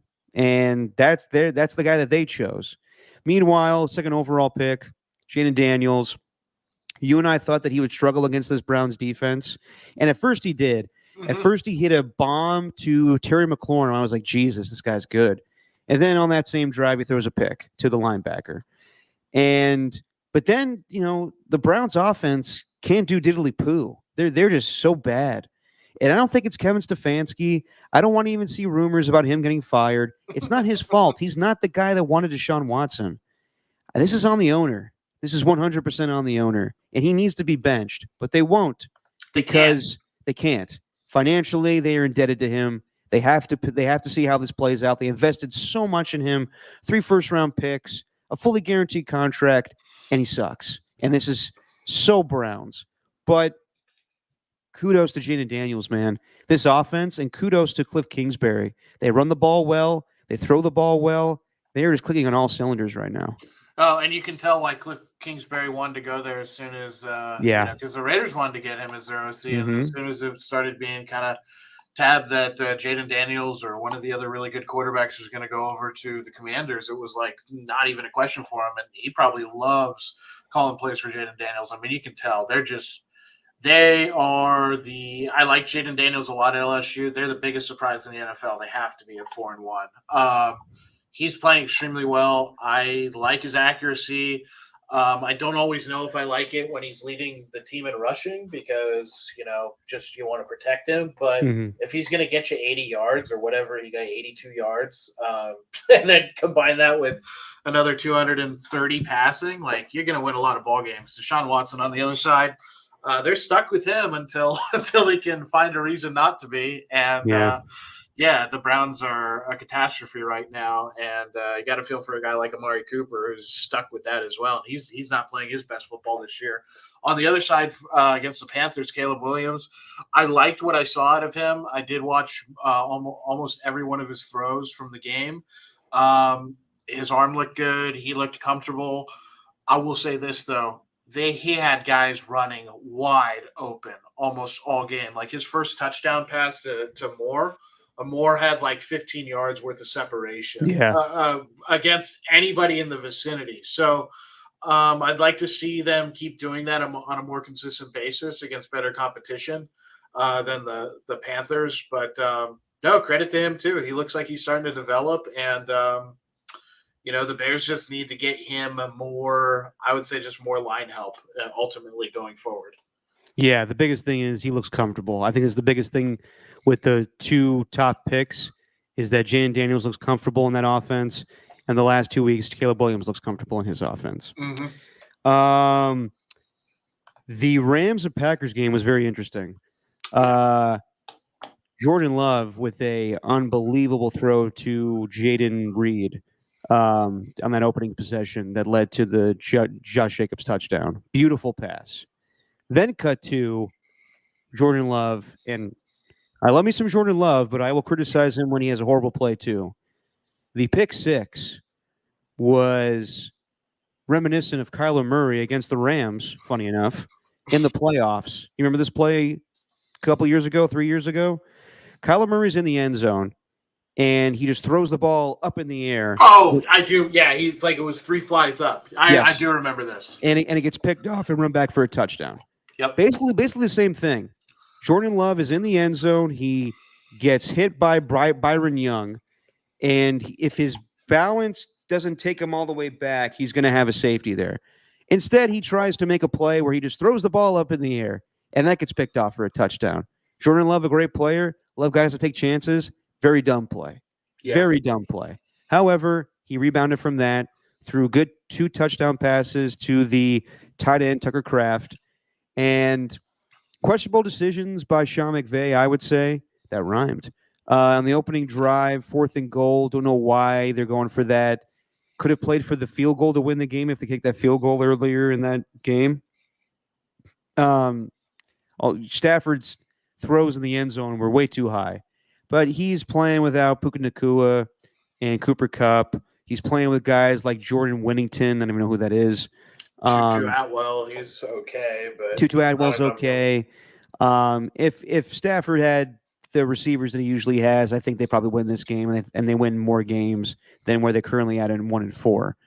But no, they're struggling. Packers defense playing really well. Give credit to Xavier McKinney. That guy, first 5 weeks of the season with an interception, first guy in NFL history, I believe, to get a pick in his first 5 games with a new team. That's great stat. So yeah, Packers look good. They're dealing with their own issues right now. Romeo Doubs on a 1-game suspension for blowing off practice because he's not getting the touches that he wants. Christian Watson dealing with a high ankle sprain. When they get their guys back, I think this team's going to be really good. I agree with that. The Dobbs situation is kind of, I mean, it's just really dumb. I don't know why. He never had any problems at UNR when he was there, and he's a talented guy. Christian Watson, they got to get him back. But Josh Jacobs and the rest of that running game, they're doing a good job kind of keeping things afloat, and I think they're doing a good job of really balancing. That's what I like about the Packers this year. They're extremely balanced. They're not putting it all on either Jordan Love's shoulders or on Josh Jacobs. They're just, okay, we're going to be a balanced team and try to win games that way, and the defense is playing great. Xavier McKinney, what a freaking pickup. On the other side for the Rams, the fact that they're 1-4, I mean, I wasn't expecting them to be amazing like during their Super Bowl year, but I was expecting them to be a lot more competitive than they are. And they are competitive within the games that they're playing, but they're probably not going to win a lot. And just because no Puka Nacua, banged up. But I got to say something very surprising to me this season has been Kyron Williams. He's been great for them. And, they got another back waiting in the wings from Michigan, Blake Corum. So, I mean, their run game and like their offense, how it works, I think is fine. I just think they don't have the pieces on the outside to really compete seriously. So it's unfortunate for them, but hey, the Niners should be happy about it. But then again, they lost. Yep, they did. The Sunday night game was great. Huge delay for people on the East Coast. I'm sure that pissed everybody off that game went till like 1 a.m. But it was a fun physical game. Steelers defense is no joke. They hit well and, got the turnovers on deck. People made a big deal about CeeDee Lamb after that interception in the end zone, thinking that everyone said, if you read the lips, CeeDee Lamb saying subpar throw. I don't think he was showing off or, kind of like undermining his quarterback in that situation. We don't know exactly what he said. But to me, in that game, the Steelers were playing such good defense, and they didn't capitalize offensively enough. And that's what led to the Cowboys getting back into that game. That 4th down play, and Jalen Tolbert's able to get the touchdown. The touchdown pass to Rico Dowdle was good, too. So good for Dak Prescott to stay in that game despite the costly turnovers. I think that Justin Fields has done a good job, but I don't think that's sustainable with him at quarterback. I don't know how much better they would be with Russell Wilson, But I would not be the least bit surprised once Russell Wilson's healthy that they make the switch to him. That it's more of a traditional offense. The defense has gotten, by, and the defense has kept them in their games, but the offense has gotten by with, a few points here or there. But they're not, world beaters offensively. And George Pickens is not playing well either. But I do wonder if they would put up more points with Russell Wilson. And I know that's, kind of like crazy to say given the way he's looked the last few years in Denver.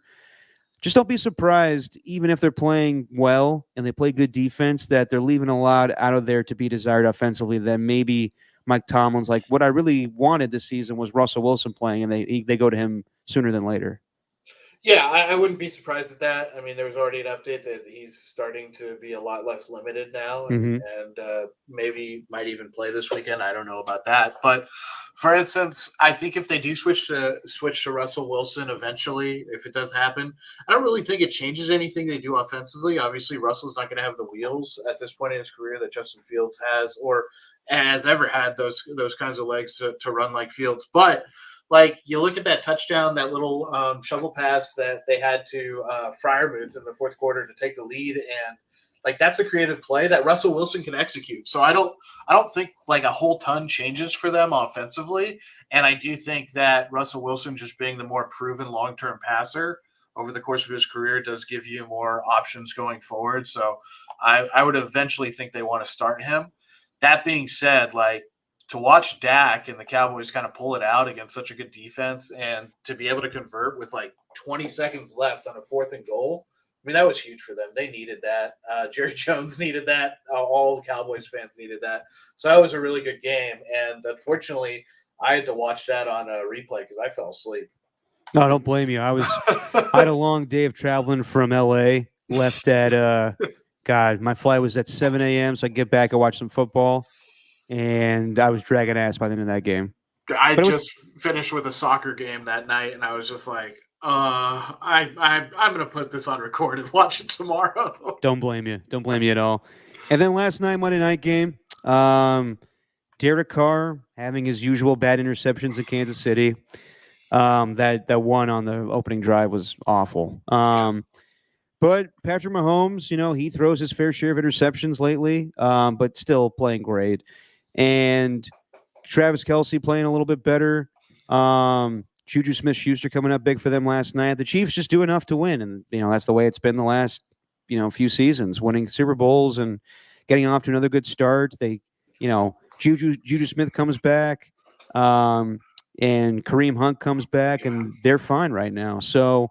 No, I think they're good. I don't think they need a number one wide receiver. Everyone talks about, like they need to trade for somebody. They've played with mediocre wide receivers the last few seasons and won Super Bowls. So I think they'll be fine. Yeah, no. And as far as Derek Carr, I mean, it sucks. Like, great play by Xavier Worthy, the end around that basically broke the game. But the Saints still had a chance to, compete in that game. And then once he was out with the oblique injury and Jake Haener came in, it was over. The Saints had a good start to the season. I mean, I thought Derek Carr had a good fit with Clint Kubiak and just putting up a shit ton of points in back-to-back games. And since then, they've struggled offensively.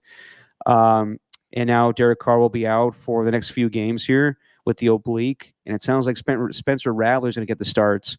So I'll be interested to see how the Saints go forward with him. But, yeah, unfortunate for Derek Carr. Yeah, it's not going to be the Fresno State Bulldog brethren there and Haener being the starter going forward. Yeah, but even though I like Jake, I do too. Rattler had an interesting preseason. Yeah, no, and Rattler's an entertaining player too, for sure, and was a great prospect. Just dropped on draft boards. But Alvin Kamara they couldn't get anything in the run game. That really hurt them. And on the other side, Patrick Mahomes didn't have to play like amazing. I mean, he did play very well, but he could afford to have a turnover when Kareem Hunt, just is like back on the scene and, racks up over 100 yards as a touchdown. Juju Smith-Schuster, I know they've won with lesser receivers before. I think Juju's super talented. So I like the Saints' strategy going into the game. Their offensive strategy was obviously to take deep shots because maybe they knew they weren't going to be able to pound the rock inside against that stout defense, but on the interior, on the defensive line. But Carr just wasn't able to connect really on any of them, and the only guy he really kind of looked good with was Shaheed. And I wonder if the league is kind of catching up to what the Saints are trying to do offensively, trying to really just go over the top on you every single play and kind of taking that away. So if that's the case, then they're going to have to make some adjustments. But if they do end up making those adjustments to go to more of an intermediate passing game, they're still, no matter what, going to need Kamara to be one of their best offensive players, because when that team goes as he goes, if Kamara doesn't rack up stats, then it's very difficult for them to score a lot of points and ultimately win. But credit to the Chiefs to hold a team like the Saints to only 13 with what they've done earlier in the season. And that's it for Quick Hits. We went around the whole NFL for Week 5. Before we get out of here, Alon, I'm not letting you get off the hook. And I mean that in two ways. You owe hot sauce. I do. For 2 weeks, actually, because you've lost the last 2 weeks. I know. Bullshit. Yeah, you had to pick those damn Raiders. I did. I know. And initially you were going with the Broncos, and then you wanted to change your pick. You wanted to be a good fan. I get it. I did. But we'll have you hold your end of the deal next time we're on. And that's going to be on Thursday, everybody. We're going to do a Thursday show this week. Because Steven usually can't do pretty late. And I get that. But Alon can. So me and Alon are going to go live right after the Seahawk-Niner game this Thursday. And we'll do our Just Your Pregame show then on Thursday night around 8 o'clock when the game ends. But, Alon, was watching college football on Saturday. I know. It was a bad weekend for a lot of teams, Derek. Yeah, but it was a bad weekend for your team. Yeah. After having a great game against Georgia and getting the number 1 ranking in college football, Alabama follows it up with a 40-35 loss to Vanderbilt. Your thoughts? Anchor down. They really got us. I was, you know what? It was interesting. I was watching the game, and I knew in my heart I should be like just furious. And I was watching, I was like, well, if this is our one loss, go to the playoffs. And then it wasn't until the next day where I really started to go, what the hell is this? Caleb DeBoer should be fired. This is bullshit. Just turning into the most toxic Alabama fan. And, you know, I watched the Paul Feinbaum show for 4 hours and listened to everybody call in and complain about Al and yell at the top of their lungs.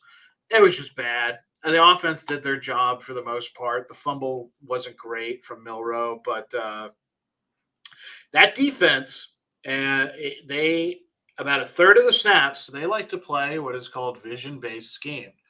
And basically that's what you do in high school. You drop back to a spot and you read what's happening. It's not match coverage or dividing the field necessarily. It is very much, this is our zone, this is your set zone, this is where you drop to, and it doesn't really matter what the other team's doing. So they run that on a lot of the plays, and what's not good about it, one of the good things is it allows players to read and react and play really fast. What's not good about it is if you're outflanked on one side of the field, you're going to get gutted. It's also not good when you have a player like Nick Pavia, the quarterback for Vanderbilt, who is so deceptive with the ball back there running the option stuff that they do, the triple option. So you got all these guys trying to read instead of just playing assignment football. It wasn't great. It was really bad. Hopefully that's their one loss of the season, and it was super embarrassing. And, yeah, I've heard it from everybody. Well, I'm sorry, Alon. But as you said, with the new playoff really system, matter. maybe one loss is not the end of the world. And you got to feel good for the Vandy fans, right? Taking their goalposts and going into town. Yeah, they ended up dumping it in the river. I think they owe Alabama now $100,000. Greg Sankey put this rule in as the commissioner of the SEC this year, I believe, where if you storm the field and tear the goalposts down, you have to pay a fine to the other team you played against in SEC play. Yeah, in SEC play, because it's considered dangerous. I think it's a lame rule. Damn, in the end, Alabama won. More money to them. More money, just what we need, more money. But it was a great slate of college football, a lot of upsets. Cal, by the way. Ton of upsets. Tennessee getting upset was huge. I mean, it all started when UNLV lost their ranking to Syracuse on Friday night. Saw Writing that. was on the wall. Bad pass interference, roughing the passer call at the end of that game. Yeah, from Tennessee losing to USC losing to Minnesota, to Michigan losing to Washington. A lot of upsets on Saturday, but here in the Bay Area, everyone was going crazy for College Game Day, and they showed out. Good Lord. At 5 a.m., even before that, fans showing up at 11:30 at night, going into the next morning. It was awesome. It was awesome to see Pat McAfee. Patrick McAfee, the good old boy. No, Pat McAfee coming to town. I'm sure he was skeptical about, the Bay Area and Berkeley and the hippy dippy vibes. And he was eating it up. He did the whole Bear territory chant with everybody. That's the thing with Pat McAfee. That's why he's perfect for College Game Day. He's always just going to go with the flow and cater to the crowd. Even though he called the crowd nerds and everything, which was endearing. And then did you see the Daniel, the kid that made the kick? Oh, yeah, they gave him a second shot at it, and he drilled it the second time. That was great. You got the $100,000. That was pretty cool. So kudos to everybody at Cal. The fans showed up. Marshawn Lynch. They had the signs. They were leaning into the whole Calgorithm thing. It was fun. And then the game. Man. So I was shocked. I was at my sister's engagement party, and by halftime, the party was over. I looked at my phone. I was like, 35-10? Cal's up 35-10. I thought that Miami was going to kill them. I thought that Cam Ward was going to shred them. And he struggled. He struggled in the first half. And then we got to another bar. By the time the score was 35-18. And at that point, I thought to myself, I know this is going to sound, how did you know, Derek? When the fourth quarter started, I was like, Cal has a chance to win this game. There's way too much time. They're down by, it was 38-18, I believe, going into the fourth quarter. 38-18 going into the So down by 20, you need 3 touchdowns to win the game. I thought Miami was going to pull it off. And watching just them deteriorate, I mean, Miami was getting to Cal's quarterback every third down. And, God, it was hilarious to see Michael Irvin just on all fours. That was weird. That was odd. Doing it doggy style with his ass up in the air. Remember, Michael Irvin just wants everybody to watch him. He is insane. But Cam Ward, man, he was great in the fourth quarter. Questionable targeting penalty, but in the end, I think you have to give it up to Miami. They were resilient. Tough loss for Cal. There's no way around it. Just a tough loss for Cal. They were able to shut down Fernando Mendoza, the quarterback for Cal, in the second half. In the first half, he had a couple of touchdowns, was over 200 yards. And in the second half, he only completed 3 more passes, I believe. So I think he finished – I'm looking at this. Let me look at the stats. I think he finished his day 11 for 22. So starting 8 for 12, it's a little rough. But – yeah, Miami, they showed true grit, just coming back, fighting. But Cal had a chance to bury them. And I was watching that game. I was like, are they really going to do this? I wanted them to do it so bad because I was like, this would be huge. Everybody's going to be talking about it in the Bay Area. Yeah. More people are going to go to college football games. Not just that, but it's a cool thing for the Bay Area. Big bad Miami comes in. Mm-hmm. Miami's actually good again. And they come in and you beat them. And you're in the ACC as well now for some reason. But, yeah, it just wasn't meant to be. But I watched all 4 hours of College Game Day, and I loved the atmosphere that it looked like on TV. I loved what Marshawn did. I thought he was hilarious, like he always is. And I loved the crowd at Cal Memorial. It looked like they were super into it. That place was loud. It was coming through the TV. So just an entertaining weekend of football in Berkeley. But just if they could have won it, that would have been the news story for about 2 weeks for sure. And I highly recommend anybody check out Cam Ward's post-game interview on ESPN. It is amazing. I didn't see it. No, I didn't. As soon as the game ended, I was kind of frustrated. I was like, man, I wanted Cal to win. Not going to play it on here. It'd be interesting next season when Cam Ward has to do interviews when he's at the scouting combine and going into the draft. But let's just say when he sees a fellow teammate come while he's doing the interview, he drops some shits. Oh, Yes. Okay. and some I N do. bombs. I do know And about this. he did not give a fuck that he was live on TV. Yeah. Um, and yeah, as Aram says in the chat here, Cam Ward, future Raider.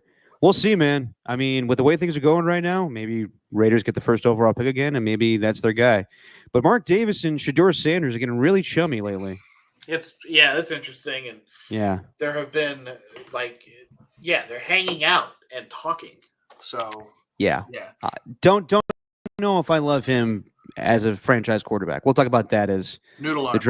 draft process comes up. All right, everybody, that's going to be it for tonight. And by the way, while we were on doing the show, the Padres beat the Dodgers. So Padres are 1 win away from doing the thing they did 2 years ago by knocking out the high-priced Dodgers. So tomorrow it's do or die for the Dodgers once again. And I got to believe, Alon, if the Dodgers don't win, this will probably be it for Dave Roberts. Dave Roberts would almost need to be fired if that. He's just too much talent on that team, and to consistently come up short in your one World Series COVID year, give me a break. They would need to fire him. Yeah, I would think so. After getting Shohei and the amazing season they had, spending all that money, yeah, they expect to at least be in the NLCS. And if they don't make it, oof. And the Phillies are looking at elimination 2 tomorrow against the Mets. So good baseball playoffs in the NL. And then Yankees and Royals, good series so far. I think that's 1-1. Yeah, KC won last night, didn't they? Yeah, and Guardians and Tigers 1-1 as well, I believe. Yeah. So yeah, good baseball playoffs. We will be back on Thursday, and I'll say this too: if Davante Adams, anything happens tomorrow, I don't know what your schedule is like, Alon. I would probably pop on here, so I will. Yeah. I'll give you a ring if there's any breaking news tomorrow. We'll see what happens. But yeah, we'll be back on Thursday night. And we'll react to the 49er game against the Seattle Seahawks. Until then, thanks to everybody in the chat tonight. Not a lot of people. I know we did a later show tonight, but thanks to everybody that showed up. Ernie 1, Ernie 2, and our guy Aram.